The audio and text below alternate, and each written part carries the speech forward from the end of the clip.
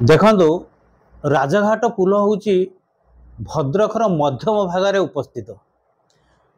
भद्रक सहर मध्यम भाग ए राजघाट पुल जहाँकि ब्रिटिश अमल तैयारी होता।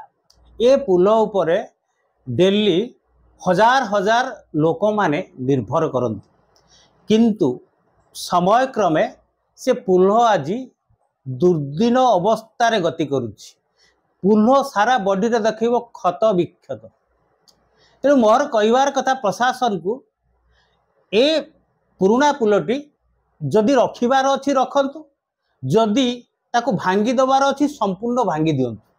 कारण कौन ना से पुल देकी डेली देखिबे रिक्शा वाला जाउचंती, आपणकर ऑटो गाड़ी जाउची, बेले बेले कार वाला भी जाउचंती, आ सबुठु बड़ कथा हला छोटो स्कूल पिला गुडा जाउचंती। जेहेतु एपट पुल जो रास्ता अच्छी आपन देखिए गहली होउची, सेतिपई से गहली को न जाइकी लोक माने कौन करुछन ना एही पुल देकी गमनागमन करुछन। एथि द्वारा कौन होउची ना विपद माड़ी आसीबार सूचना अछि। केतेबेले पुलटी गली पड़िबो किंबा रिक्साटे जाउची हठात भांगी जीवो कि टली जो जाउची आपनकर ऑटो गाड़ीटा तळुको गली पड़िबो।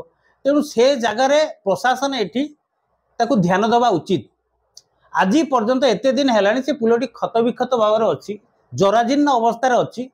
आपणकर आरटीओ डिपार्टमेंट तरफ गोटे रेड सिग्नाल गोटे जिनस ना से गोटे थुअतु, गोटे डेंजर रोड बोली गोटे थोई दिंतु, रेड चिन्ह मारिक लोक मैंने जावा आसा करेंगे, किंतु लोक मैंने डेली जापर ना।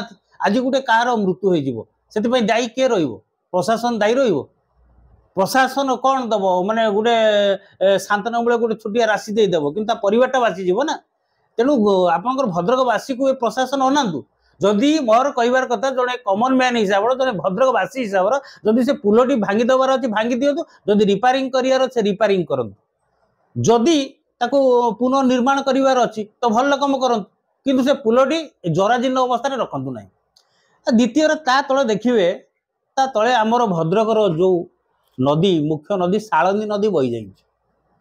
से सालंदी नदी हूँ गोटे भद्रकर छाती भितर दे जाइए। से नदीटा आज पर्यंत खन हो पारनी। से नदीटा को सौंदर्यकरण करा जाऊ। नदीटा को जदि आम नवनिर्माण करवा सौंदर्यकरण करवा सहरर सौंदर्य बुद्धि पाइब।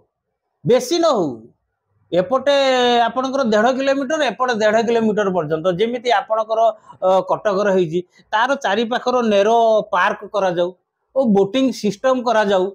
तो किछि किछि लोक मान मनोरंजन पाई दोली फोली छोट पिला लगा जाऊ, दल गुड़िक सफा करा जाऊ। ये जो अलिया आवर्जना ता भितर न पड़ू। जेते देखिए भद्रकर अलिया आवर्जना सब तारी भितर से जो राजघाट पुल जो सालंदी नदी तारी भितर पड़ुछि।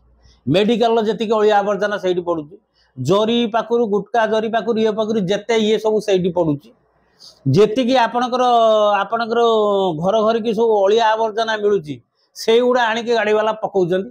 एति द्वारा कौन होची ना नदीटी आमर पुति हो जाउछि, सहरर सौंदर्य कमी जाउछि, सेठी पचासड़ा गंध आसुछि, सेठी विभिन्न प्रकार मछा मासी पाखु आरंभ करी आपन मारात्मक जीवाणु भूताणु सृष्टि होउछन्ति। फल सेउडू रोग आज्ञा व्यापुछि। तेणु ए जिनिस को दूर रे रखंतु, नदीटे को ध्यान दियंतु। सेति मिनिमम 3 किलोमीटर भीतर सौंदर्यकरण करंतु, से नदीटा को खनन करंतु। कारण नदी आमर मुख्य ये खरा दिन है आप देखिए आ कि दिन पर से नदी पानी नथिबो, गुरुबाटी पानी पीबेनी लोक गुड़ा डेली से गाधौचंती। सेठी आपण साधारणतः से माने गाधौचंती केमी तांको देह जाउछ कहि होनी। आमे खाली जाई गोड़ हाथ धोई जदि ऊपर को उठिजा कुंडे की एडे पड़ी जाउछ, कारण सेठी पचा सड़ा अलिया आवर्जना पड़ी से नदीटा को नष्ट हो गलानी। तेणु मु आपन जरिया सरकार को एबिकार प्रशासन को अनुरोध करी नदीटी को खनन करंतु, नदीटी को सौंदर्यकरण करंतु, पुलटी को नवनिर्माण करंतु। जदि न करिवे ताने से पुलटी को भांगी दियंतु, आ कम से कम नदीटा को सौंदर्यकरण करंतु, सहरर विकसित हो। जय जगन्नाथ।